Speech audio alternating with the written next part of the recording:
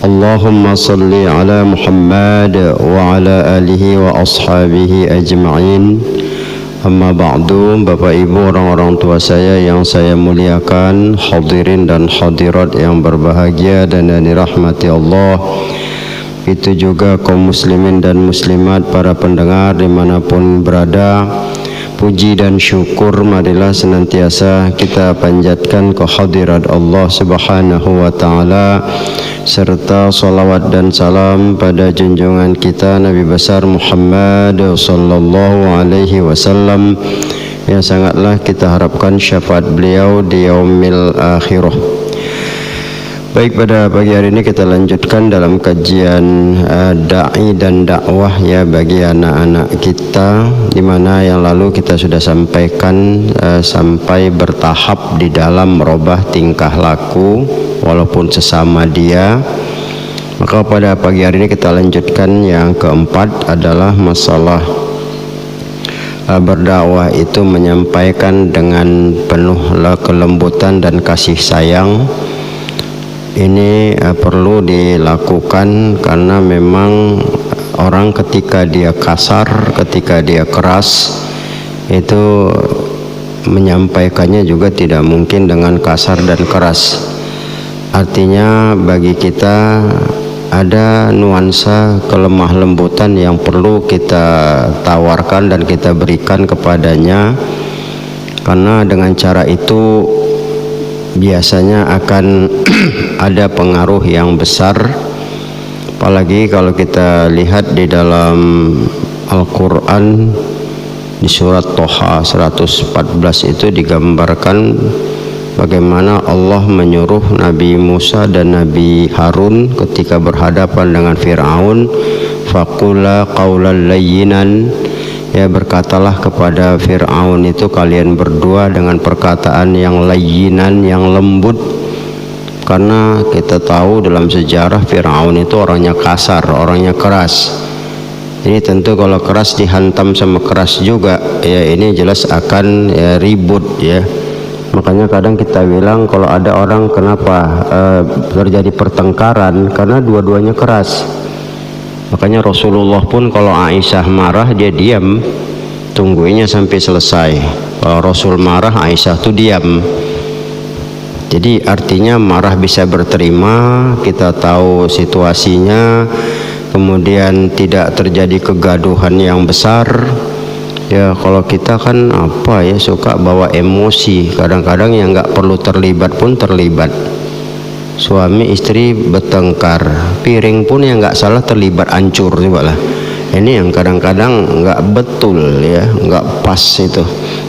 Ini yang tidak pantas ya. Banyaklah kalau kita lihat ya, kadang-kadang piring hancur, kucing lewat kucing disepak kadang-kadang coba lah. Yang nggak ada keterlibatan itu. Ini kan tidak bijak sebetulnya ya. Tidak ada kelembutan. Maka itu dalam hal seperti ini, ketika kawan-kawannya dilihatnya ya dalam keadaan tidak benar, dia tetap bertahan pada yang benar, kemudian menyampaikan.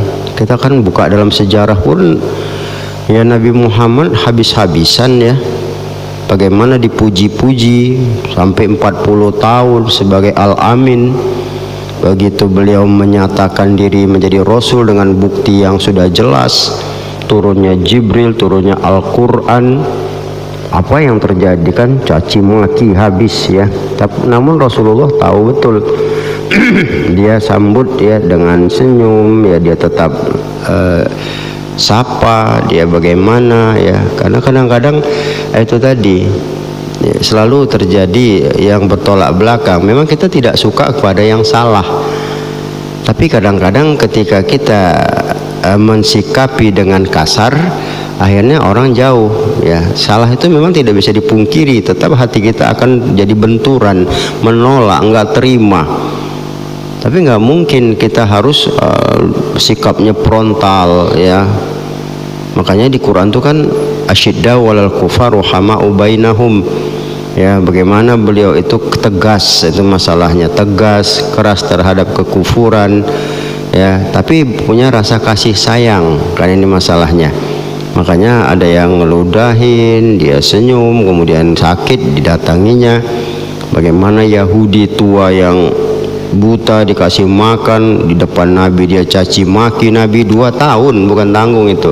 2 tahun disulangi Nabi, disulangi tiap hari itu pasti Nabi dihujatnya Nabi habis-habisan kan. Ya Nabi udah, ya tetap disulanginya. Ya apa akhirnya kan sadar dia ketika sudah meninggal, ya Abu Bakar yang menyulangi. Jadi banyak hal. Nah, ini menjadi cermin kita. Ya begitu juga terhadap anak yang dibentuk menjadi dai dan dakwah dan menjadi dai, itu jelas ya kasih tahu bahwa kawan-kawannya yang tidak benar itu ya dihadapi ya dengan penuh kelembutan, kasih sayang. Ya artinya tekanan emosi itu masih bisa dikendalikan dia. Ya tidak suka kepada yang salah itu wajar, ya berbenturan hati dengan yang tidak benar itu ya tidak bisa dipungkiri, tidak tawar menawar, tapi menekan perasaan untuk bisa ya stabil, tidak emosi, ya tidak marah, tetap dalam keadaan lembut. Nah ini yang perlu diajarkan ya, sehingga insya Allah pasti akan punya pengaruh, itu akan memberikan dampak yang positif ya. Saya kira demikian, wallahu a'lam, walhamdulillah bil alamin.